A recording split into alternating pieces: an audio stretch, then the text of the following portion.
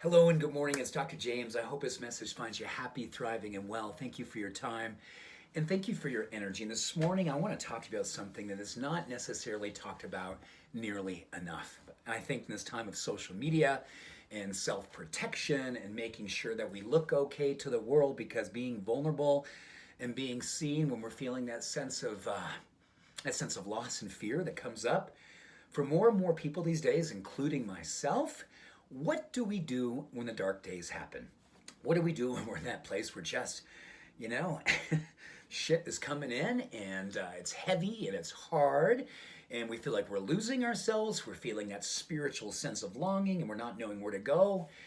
You know, what I've learned during those times, and I've had plenty of those times in 56 years of being on this planet and being a student of spirituality and being a student of human potential, and more being a student of vulnerability and openness and honesty, self-compassion. Dark days require four things from me, and I believe these four things will benefit you as well. Number one, what I find when I'm going in through a dark time in my life, where I'm finding myself feeling like my guard is going up, my heart feels like it wants to close down, I need to ask myself a simple question. Are you practicing perfectionism? Are you practicing this way that you feel like you gotta keep it all together, or make sure the world thinks you have it all together, or do whatever you can not to be seen when you're in that space of darkness? Because, oh my goodness, won't that increase the isolation? Won't that increase the distance you have between you and your heart and you and other human beings? Well, you know what research tells us? When we move out of perfectionism and move into what I love to call the student mindset, the student heart set, when you say, oh my gosh, what can I learn from feeling this sense of darkness? What can I learn about self-compassion and self-acceptance? How can I deepen this practice? Because when I'm in a dark space, I need to really understand what I need more than anything is to love myself and accept myself and be with myself long enough to soften myself. The exact opposite of perfectionism. And when I'm in that space of being a student, I also know that I can, my lips trembled when I said this. The chronic not enoughness that comes up so often in life, where you feel like you're not enough. You see what's going on through social media, you see what people are portraying when they want to make sure that people look like you have it all together, which more and more makes you feel like you don't. That sense of not enoughness. I'm so excited about what I'm learning. Excited is a weird word, right? When you're in a dark time, but you feel like, oh my goodness, here's a healing opportunity.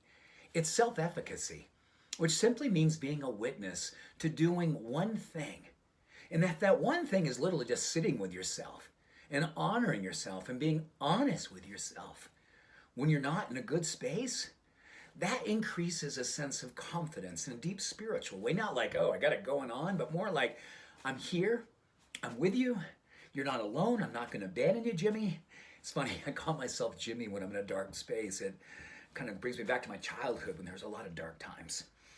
And then my third experience is making sure I move away from the human doing. Like, I got to go out there, I got to accomplish some stuff. When I'm feeling sad or I'm feeling dark, you know, one of my inclinations, one of my addictions is, well, go out there and do more. Like, you know, like get more done, make a longer to-do list. Like, make sure that your human doing does more.